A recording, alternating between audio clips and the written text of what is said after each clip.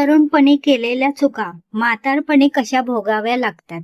नमस्कार मित्रांनो, संध्याकाळची वेळ होती.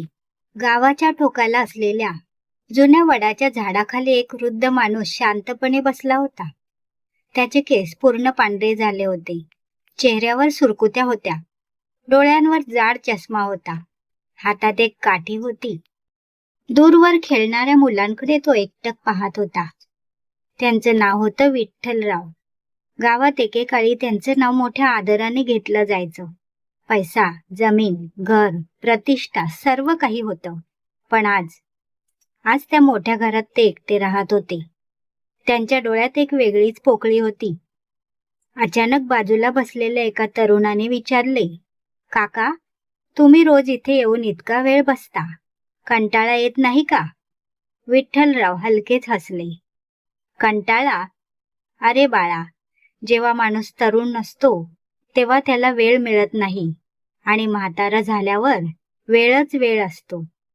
पण तेव्हा सोबत कोणी राहत नाही." तरुण शांत झाला.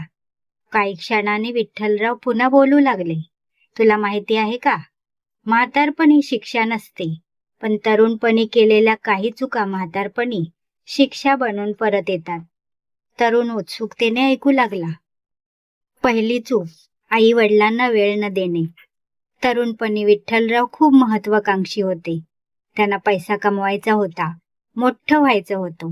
त्यांचे वडील अनेकदा म्हणायचे, "बाळा, 2 मिनिटं आमच्यासोबत बस."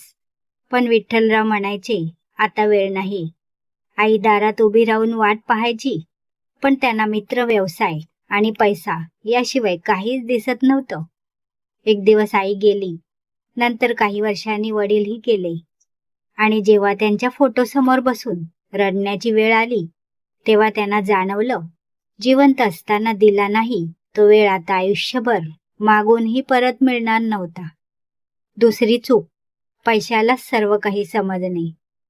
विठ्ठलरावांनी आयुष्यभर पैसा कमावला, जमिनी घेतल्या, दुकानं उघडली, मालमत्ता वाढवली, पण मुलांसोबत खेळायला वेळ नव्हता. पत्नीशी 2 प्रेमाचे शब्द बोलायला वेळ नव्हता. त्यांना वाटायचं, आज मेहनत करतोय, उद्या सुखात जगू. पण उद्या आलं तेव्हा मुलं मोठी झाली होती. प्रत्येक जण आपल्या आयुष्यात व्यस्त होता. घरात पैसा होता, पण गप्पा मारायला माणूस नव्हता. तिसरी चूक, आरोग्याकडे दुर्लक्ष. तरुणपणी त्यांना वाटायचं, आता काय होतंय, शरीर मजबूत आहे, रात्रभर जागरण, अयोग्य खाणं, व्यायाम नाही, विश्रांती नाही, हे सगळं चालू होतं. पण वयाच्या 70व्या वर्षी साखर, रक्तदाब, गुडघेदुखी, हृदयविकार, औषधाशिवाय दिवस सुरू होत नव्हता. तेव्हा डॉक्टर म्हणाले, जे शरीर तरुणपणी सांभाळलं नाही त्याची किंमत आता मोजावी लागेल. चौथी चूक, नात्यांपेक्षा अहंकार मोठा समजणे. विठ्ठलरावांचा एक धाकटा भाऊ होता. एका छोट्याशा जमिनीच्या वादावरून दोघांचं भांडण झालं. अहंकार इतका मोठा झाला की त्यांनी अनेक वर्ष एकमेकांशी बोलणं बंद केलं. एके दिवशी बातमी आली, भाऊ गेला. शेवटचा निरोपही देता आला नाही. त्या दिवसापासून विठ्ठलरावांच्या मनात एक जखम कायमची राहिली. 5वी चूक, मुलांना फक्त पैसा देणे. विठ्ठलरावांनी मुलांना उत्तम शिक्षण दिलं, पैसा दिला, सुविधा दिल्या, पण संस्कार देण्यासाठी वेळ दिला नाही. त्यांना वाटलं, पैसा पुरेसा आहे. आज मुलं परदेशात होती, दर महिन्याला पैसे पाठवत होती, पण एक फोन करण्यासाठी त्यांच्याकडे वेळ नव्हता. विठ्ठलराव अनेकदा मोबाईलकडे पाहत बसायचे. फोन वाजत नव्हता. तेव्हा त्यांना जाणवलं, मुलांना पैसा दिला, पण स्वतःचा सहवास दिला नाही.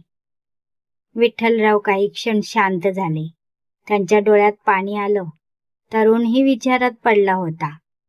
विठ्ठलराव म्हणाले, "बाळा, म्हातारपण अचानक येत नाही, ते तरुणपणी घेतलेल्या निर्णयांची सावली असते."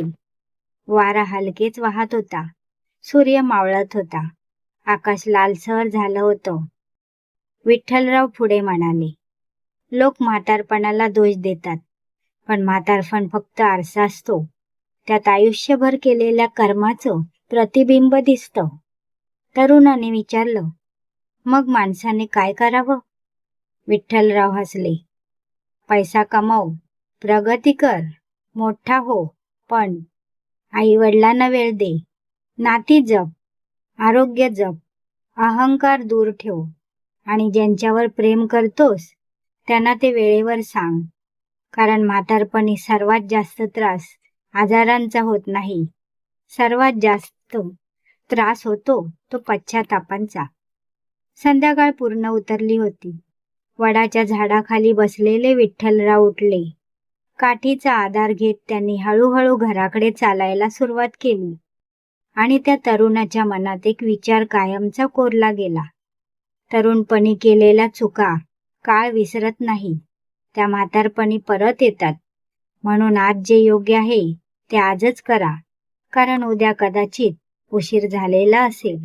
मित्रांनो, असेच नवनवीन व्हिडिओ पाहण्यासाठी चॅनलला सबस्क्राईब करा. व्हिडिओ आवडल्यास लाईक व शेअर करा. नवीन व्हिडिओच्या नोटिफिकेशनसाठी बेल आयकॉन प्रेस करा. व्हिडिओ संपूर्ण पाहिल्याबद्दल धन्यवाद. पुन्हा भेटूया अशाच एक नवीन व्हिडिओमध्ये. तोपर्यंत धन्यवाद.